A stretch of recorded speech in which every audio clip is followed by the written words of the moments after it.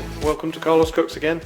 Well, I'm going to be making a very quick and easy cake today. It's a Spanish biscuit cake that is literally made with chocolate, milk and rich tea biscuits in our case. You can use Mari biscuits if you can get hold of them. You just need a 10-inch spring-loaded cake tin, and what you're going to do is put 355 ml of milk into a saucepan, bring it up to temperature, and then we're going to melt 250 grams of a good dark chocolate in it. Anything over sort of 55% cocoa powder is going to give it a lovely flavour. It takes 15 minutes to make this cake. It's no bake, just goes in the fridge for 2 to 3 hours, and then you've got a delicious dessert, and you can dress the top of it with anything you like. Personally, I like walnuts. Walnuts goes very well with the dark chocolate, so that's what I'm going to do. And it's so simple, you won't believe it, and it tastes lovely, and it actually gets better with age in the fridge. So, you know, I made one about a week ago, ate some of it, and I was eating it 3 or 4 days later, and it seemed to get better the longer it rested in the fridge. The biscuits soften up with the chocolate, and it's absolutely delicious. So let's show you how to make one. Okay, first thing you want to do is take the 500 grams of chocolate and chop it up into smaller pieces. So I've just broken it down to, you know, the 2 bite-sized chunks. My bars were 200 grams, so obviously 1.5 of those. 2.5 of those. And that's just going to make it easier to melt it into the milk, which we've got. And I have gone over. I've gone just up to about 400 mils because last time I made this I was just a little bit short. So I've just gone a little bit extra, but same amount of chocolate. 500 grams. So we're just going to pour this into a saucepan. Now you can use any milk you want. I have gone for a full cream Jersey milk because the cream is just going to make it so much better. And we're just going to put that onto a medium heat and heat that through slowly.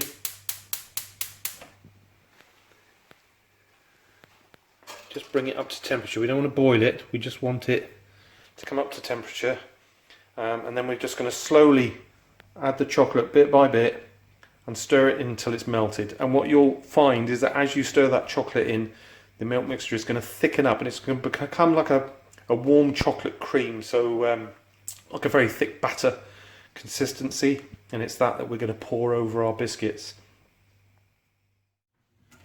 Okay, so what I've been doing is just giving this a light whisk as it's warming up. It's come up to temperature. I've just turned the heat down a little bit, so we're just on a low to medium heat. We'll keep it there, and what we do is slowly add the chocolate pieces in, not all of it at once, just add a few and then continue to stir until they are melted in. You'll see they break up quite quickly. The warm milk doesn't take long to break the chocolate down at all. It's starting to change colour now. And the smell is coming out.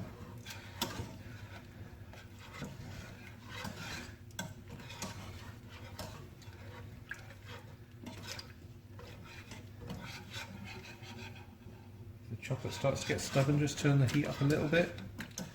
You don't want the milk to boil in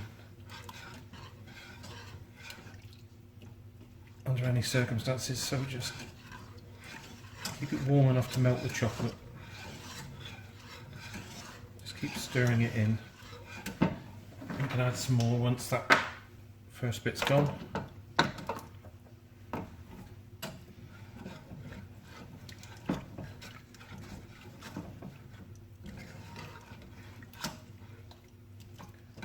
And the smell's amazing.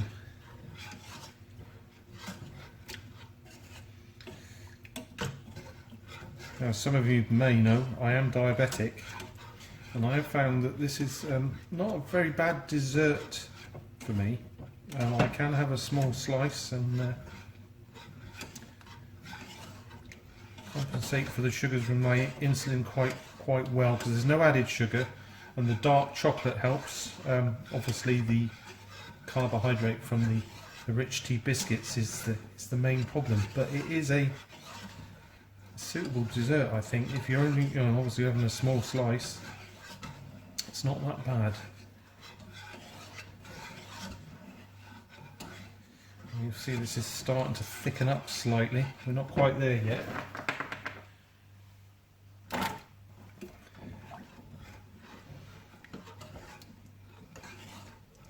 Now, as I said, you can use Mari biscuits. The YouTube chefs that I've seen showing you how to make this recipe have said Mari biscuits, which I would imagine you probably can get in some specialist shops, but I have looked for them and I can't find them. But you can use any biscuit you like. You're going to soak the biscuits in milk just for 10-15 seconds before you layer them in the cake, and that helps soften them up. So you could use anything you like as long as it's a biscuit that can take that dunking in the milk. I've not tried it with anything else. I would imagine it would go lovely with digestive biscuits, be like a chocolatey, cheesecakey sort of thing.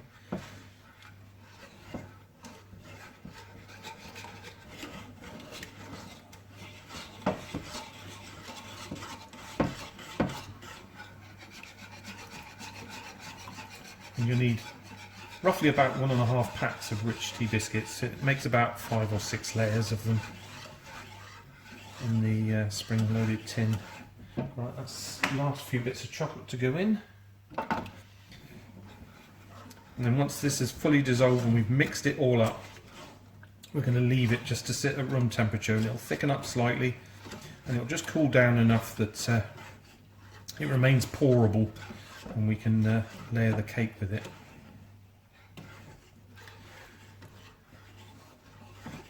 Now, the cake is lovely with the intense dark chocolate in it. It is a beautiful cake, and as I say, it does benefit from sitting for a few days as well. But I do find it does need a cream to break it down.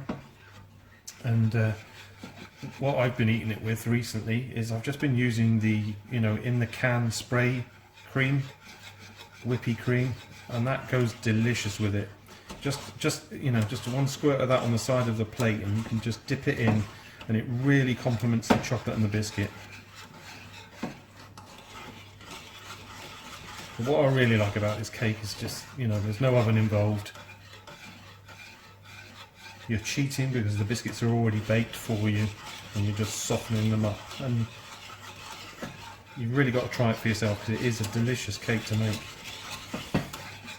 I'm going to try some different alternatives now that I've mastered making the cake. Going to play around with some different types of biscuits, maybe even some fruit in the layers. I'm not sure yet. I don't know if cherry and dark chocolate would go nice.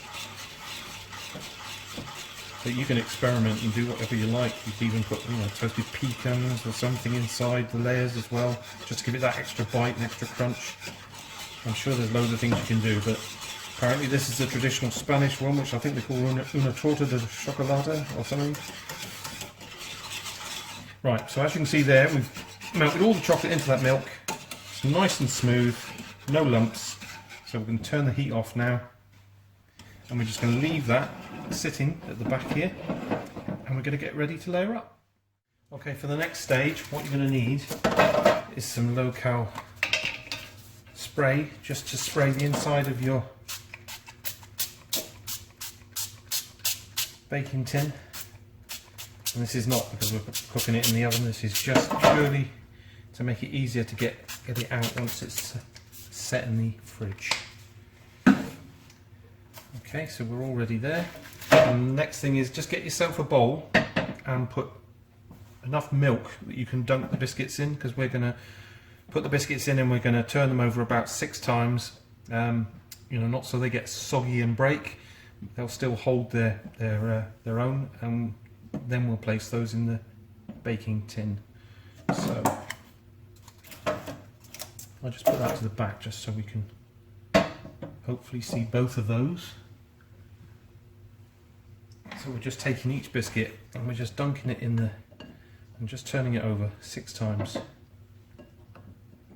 Like that. And then placing it in the tin. And what you'll find is you'll be able to get a ring around the outside of the tin and one in the middle.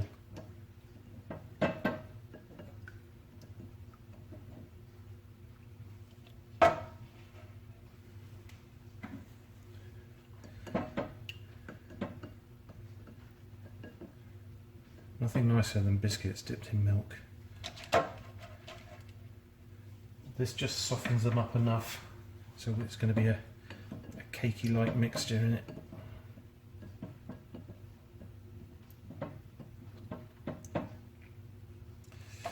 You know, and if you make the chocolate cream up, this is a lovely cake to let the kids make, because they'll really enjoy dunking these biscuits and putting the layers on, and you can just do the chocolate for them.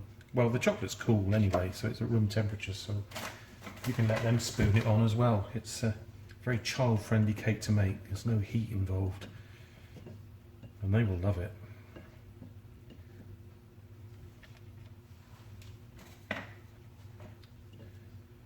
Usually with the chocolate mixture you get about 4 or 5 layers, so it's like sort of tart sort of size cake. It's not a a high cake. If you find you do want a taller version of this cake, just make sure you've got more biscuits and increase your milk and increase your chocolate accordingly. So we're nearly finished there. We're just going to get one in the middle, and then we're going to do our first layer of chocolate.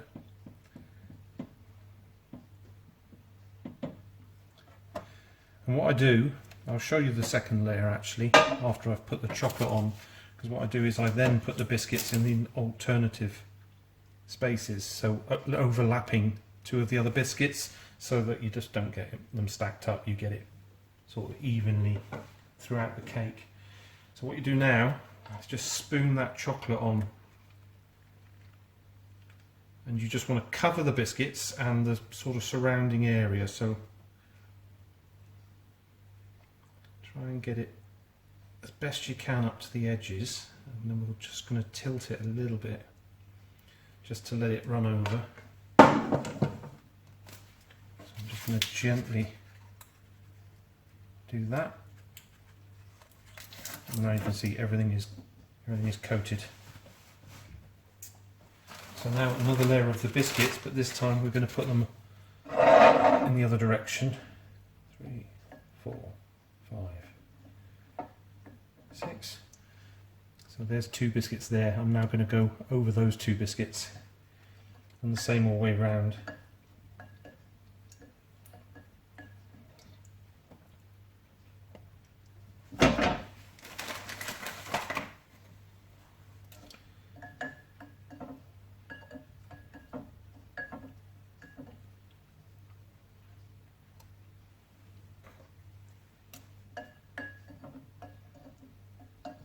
And 2 to 3 hours in the fridge is sufficient to set this so that you could then serve it.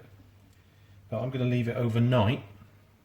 So I've got guests coming tomorrow, and I shall finish dressing the cake up with walnuts and film the last part of the video so you can see what it looks like and what it looks like when it's sliced as well, because it looks delicious.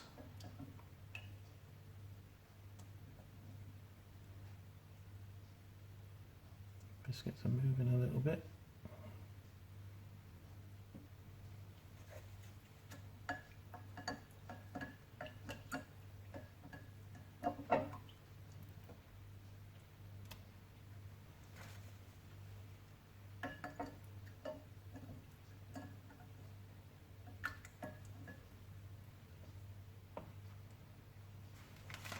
And there for the middle.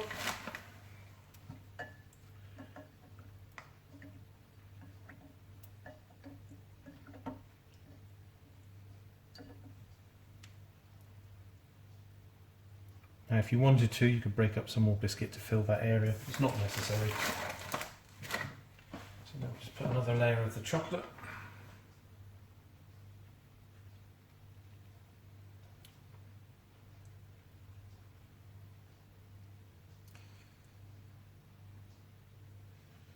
I suppose there's also the potential to put some booze in this chocolate. Burn the alcohol off and add some booze to the chocolate, or some liqueur.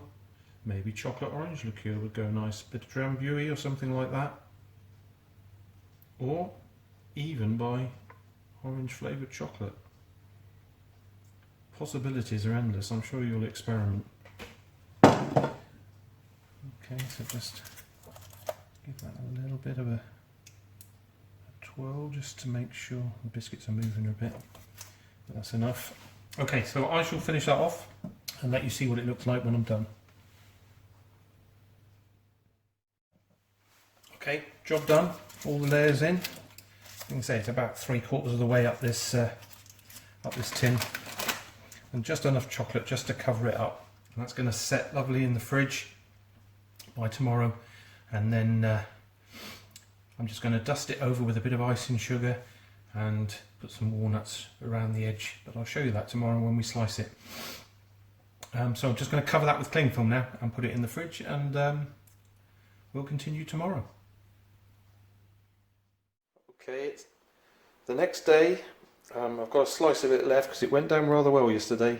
But as you can see, it's a beautiful cake, and you get those layers of biscuit that have softened whilst they're in the milk, with the layers of chocolate in between them.